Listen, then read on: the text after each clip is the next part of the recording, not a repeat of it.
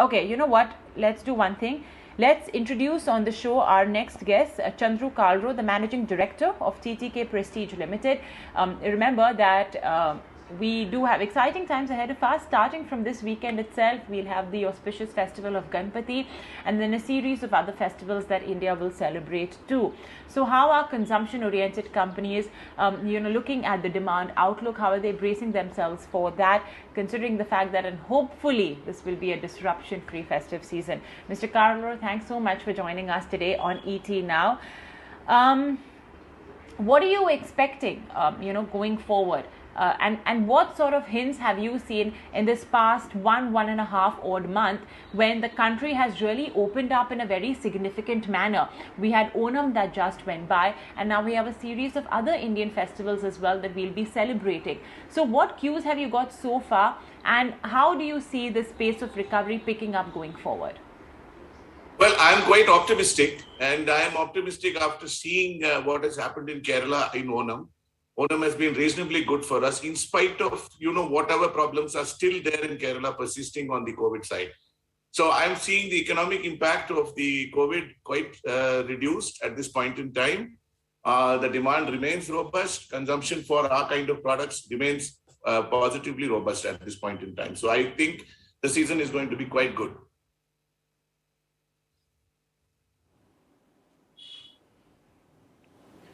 Chandru, I'm just going to put things in perspective here. The second wave impacted rural India. The monsoon this year has not been great. So when you say demand is coming back, are you getting demand from urban centers, or this is semi-rural and rural demand also? Actually, everywhere, Nikunj. It's not just any particular geography or any particular pop strata that you can say the demand. Actually, the demand is quite robust everywhere. In fact, across product categories also, I would add. And this is why I'm saying, and if you look at our run rate, it's way above the pre-COVID run rate already. So that is why I'm saying that whenever the unlock has happened, we've had very marginal, very robust, uptick in sales.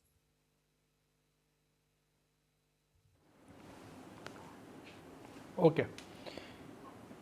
One large reason why kitchen utensils have been growing is because of under-penetration. There was a time in India where kitchen utensils were not part of Indian households. There was this chulha and there was no stove gas. But now penetration has started. So what explains this surge in demand? Is it replacement, or still penetration levels need to be captured? Both. Actually, the under-penetration means that more and more durables are coming into the kitchen. See, there are some large themes that you must look at. One is the theme on health. So people are conscious of what kind of food they are consuming, how much oil they are using, etc., etc. So non-stick cookware is really up. Second theme is convenience and time saving. Remember, work from home has meant a lot of pressure for housewives because everybody is at home, including the children who are at home. And so the kitchen is under serious pressure. So anything that saves time, makes cooking more convenient is in. So all these themes are playing up the demand that we are seeing for various kinds. I would also add that even for mature categories, like pressure cookers, for example, you're seeing a very robust demand. Maybe it's add-on capacity, maybe it's replacement capacity, and maybe it's new homes coming up. So overall, I think we are in a good place for our category. And we are in challenging times as well, because every day is a new day.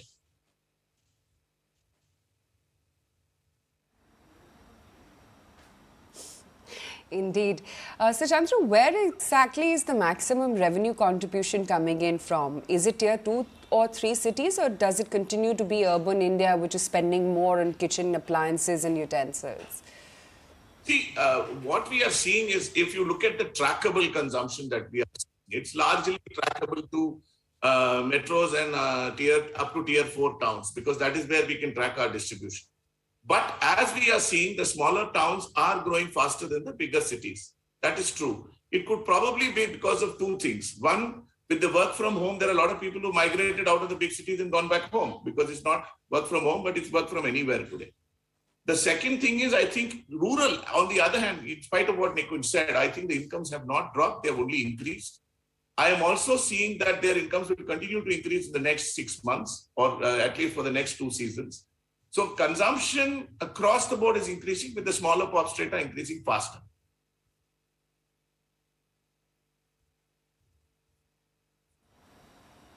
Sure. When it comes to discretionary spends, what is your own analysis of consumer behavior? Is the consumer getting a little bit price conscious, or given that large part of your product portfolio is need-based, that doesn't really apply?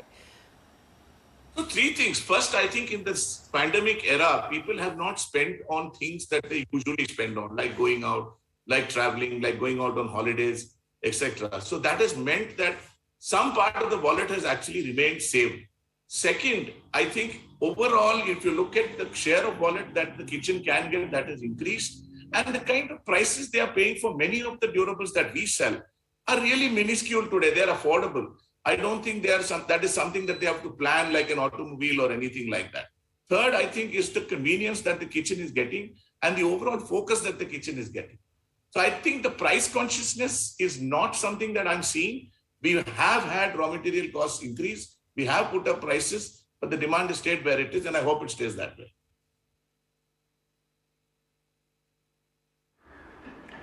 Okay, Mr. Kalro, that was actually going to be my next question, because as we speak, aluminum prices are at decadal highs. So I'm sure it's something that, you've been dealing with, in your operations as well. You've passed on the price hikes, but, it's interesting and insightful to know that, your demand really hasn't been altered. So it goes to say that, elasticity for your products is a little lower. Even if you increase prices, you will not really, suffer a blow to your demand. Have you been able to fully mitigate the rise in costs that you have seen in raw material costs with these price hikes? See, every day is a new day, as I was saying. The costs of raw materials have been creeping up every day. And we've recognized that we probably have to be ready for a longer cycle of this. So what we've been doing is actually seriously working on optimizing costs at the other end so that we can protect margins. So while we are trying to pass on the costs, we are also trying to mitigate the price increase and make sure that our margins are protected by actually optimizing costs elsewhere.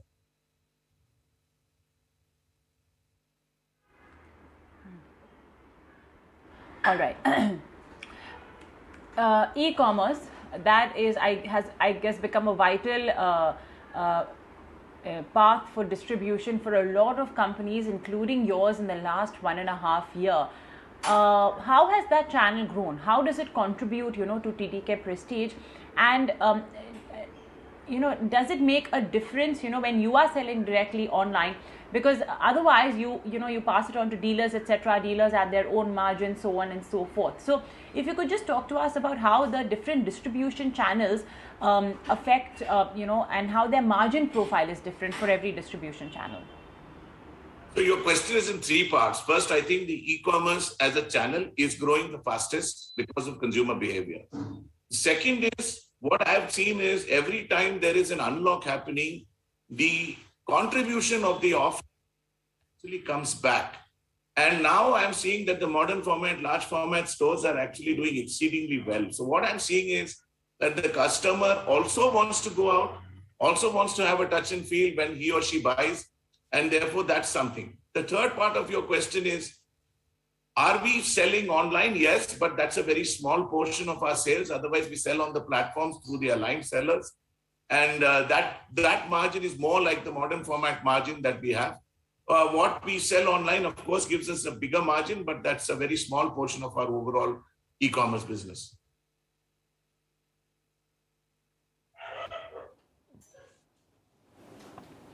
The cash which you are generating, will that be retained by the company? You've got fantastic ROS, you've got fantastic return on capital, you're a cash throwing company. How are you planning to utilize it? Because if demand is back, operating leverage has kicked in, shareholders would say either do a buyback or give me money back in dividend. So there are two ways we are planning to utilize this money, aside of whatever we return to the shareholders, which the board decides. One is we are seriously and constantly increasing capacities because we are believing that the demand will continue to rise both within the country and our export demand would rise. The second part is, of course, we are looking at inorganic acquisitions, of which at any point in time we have some in consideration. There's nothing I can report today, But I'm sure that there would be something that comes along in the near future, maybe in the medium term, which we can talk about. But we want to be ready for those kind of opportunities. And we don't want to start borrowing because we have the cash already. So that is why the cash is being retained at this point in time.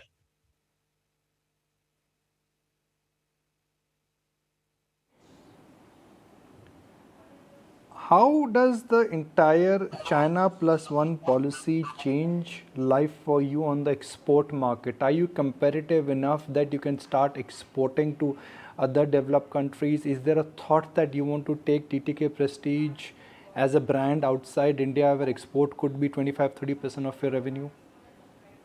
Absolutely, export is right on top of our agenda, and we have already proved to our international prospects that we are competitive in price and in capability as of now. What probably we don't have at this point in time is the scale at which China operates. And that's why I told you we are increasing our capacity to be able to be relevant to these kind of export buyers as we go along. And that's something that is happening very quickly. And we are very positive that our exports will grow. Whether it comes to 25%, time will tell. But yes, we are looking at a very aggressive number on the exports in the next 3 years.